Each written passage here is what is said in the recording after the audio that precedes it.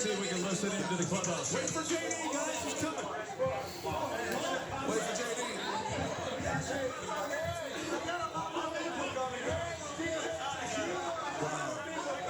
Incredible, incredible. Those are the moments that every player look forward since on spring training. I see David Price there. The goggles. Outstanding tonight, Frank. I mean, you think about how he changed his entire legacy with what he did in these playoffs. KB, I'm gonna be honest with you. This guy was overused in the playoffs. He did not falter at all. I mean, he was incredible. He put those goals to bed, taking the ball in 2 clinchers back-to-back big-time series against Houston Astros, against this Dodger team, and was flawless. I mean, we got to say he's healthy again, but the bottom line is he was overused and he was tired. But his heart, man, heart of a lion, he's earned it. That's why I told you guys last week. This guy's potentially a first ballot Hall of Famer, and for good reason. Frank, I love what you're saying. I couldn't agree with you more. I mean, very seldom do you go from... Let's watch it. Listen in.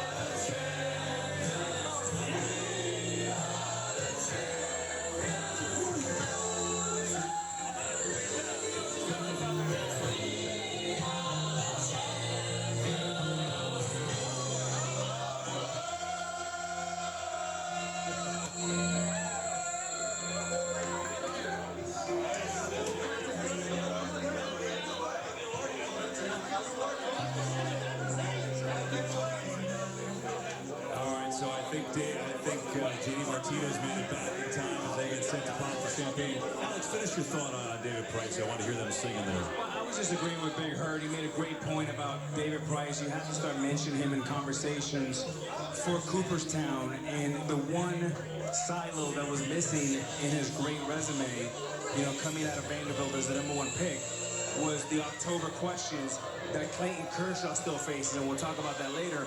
But when it comes to David Price, very seldom, fellas, do you see a guy that's considered someone who's been choking to basically someone who could have won the MVP. And to turn that around in several weeks is phenomenal. It tells you a lot about his character, his mind, his makeup, and I could not be happier for Mr. David Price. KB, to your point, he has cemented his name in history forever. Guys, there's one thing that I can explain you guys straight up. The Red Sox philosophy, the minute you get to spring training, is contagious. Everybody get ready for this scene. You know that you're playing for a town that is all about sport. You know that you're playing for fans, that it doesn't matter if you are down 18-0, they're going to stick with the plan. They're going to stay there into the last out because they always believe that things are about to change. And A-Rod, you know that's how Red Sox fans work like. These guys get prepared for that scene. And everybody being all in during the playoffs, that's something that do not surprise me. Because that's the preparation, that's the mentality once you get to spring training. Poppy, you know, one of the things you mentioned about the fans is they were tough on him and they booed him. Just like the fans in New York booed me. But they're not booing David Price because they should expect more. And they're going to raise your level. And it's like New York, they're either going to make you or break you. Well, he showed who David Price is, and he's a tough young man. A lot of us as a player misconfuse the booing. Right. You need to have the challenge. You need to hear those boo so you can get better, so you can do things differently. So you sit down at home and start thinking about how better you want to get the next day. That's what Boston fans are all about. Well, I think we've all been through this. Right? You got to be a little tougher to play in Boston, New York, and Chicago. Those are big major markets, and they're crazy about their sports. But there's ups and downs. But I'm telling you, when you're on top of your game, the whole world loves you. David Price, there'll be no more "the price is not right" sign. The price is right again in Boston. The price is right now, buddy. Yes, it is. So we're waiting for the big corks to pop and the big champagne. Go ahead. They've been very, I think, you know, with all the interviews going on and all the media commitments, they've been waiting, and you look, it's about to happen here. We're going to show it to you live when it does. So we will stay with, right now, some singing. Again, this is in the visitor clubhouse for the second year in a row. Wow. A visiting team celebrates on the home field of the Dodgers. These Red Sox, historic, their most wins ever in their history. They're waiting for you, all the beers, I guess. Yeah, I think so. And we'll keep watching. Alex, I want to talk about one thing. When we were doing the trophy, I had a chance to ask Dave Dombrowski a couple questions. You could see the joy in his face, a baseball lifer, one of the most well-respected people in the industry.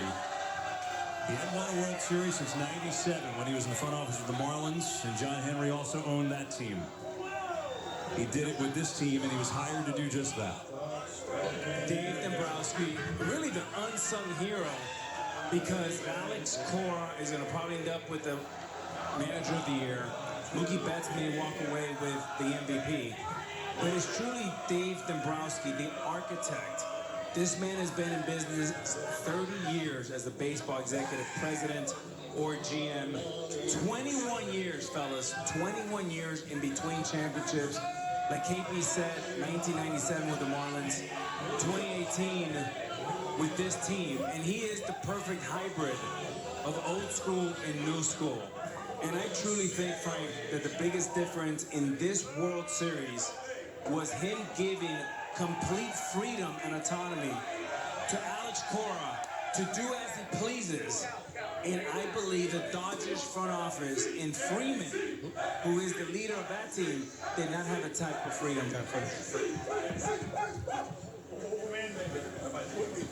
We talked about it, 3 days ago, after game 3, how proud I am of this group. Since day one, you guys bought into the concept. From day one, we were a family. Throughout the year, we added people to the equation, and they were amazing. People are talking about the Red Sox, and I'm proud of you guys, but honestly, thank you. Fuck yeah!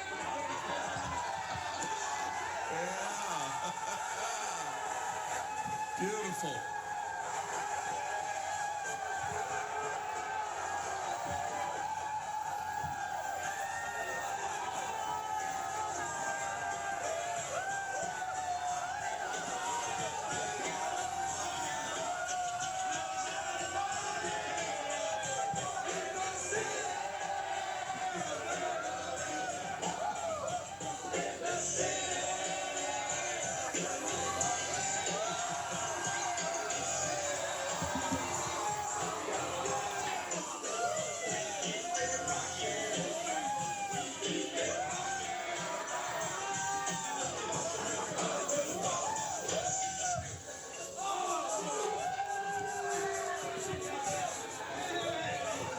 And now that you were talking about Dave Dombrowski, we cannot forget the job he did in Detroit also. I mean, they were on a 5-year run there that almost got it done a couple times.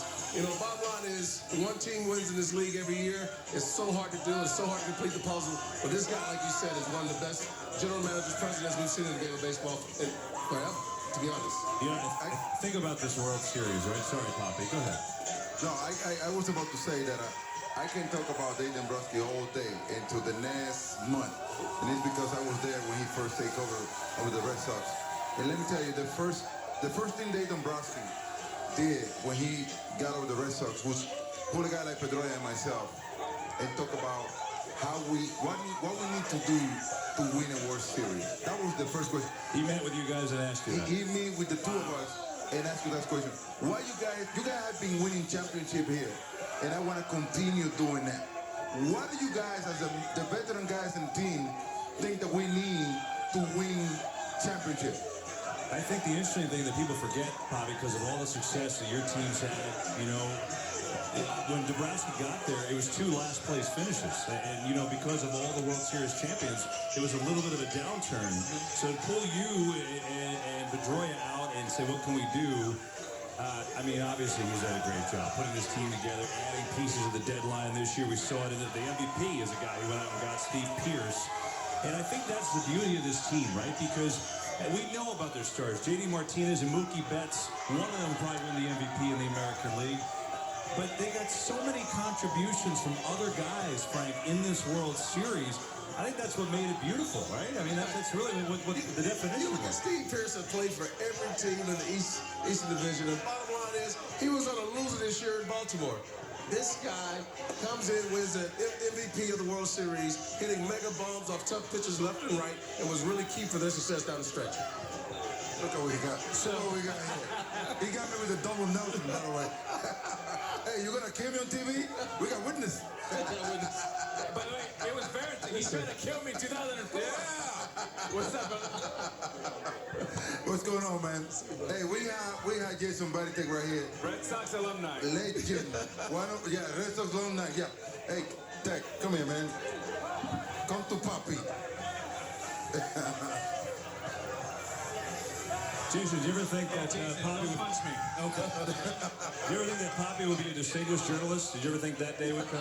Which part's distinguished? Yeah. Now what? Now what? It's my time We here. call him the Dominican Ken Rosenthal. That's good, Dave. What's going on? I just gave him heck because I used to see him with a bigger mustache. Don't listen to him. He loves me anyway. Don't matter. So I had a question for you just to begin with. Saw you in the spring training. You always have been. This guy has been my hero forever. I have so much respect for him. And he worked so hard to get things better all the way around.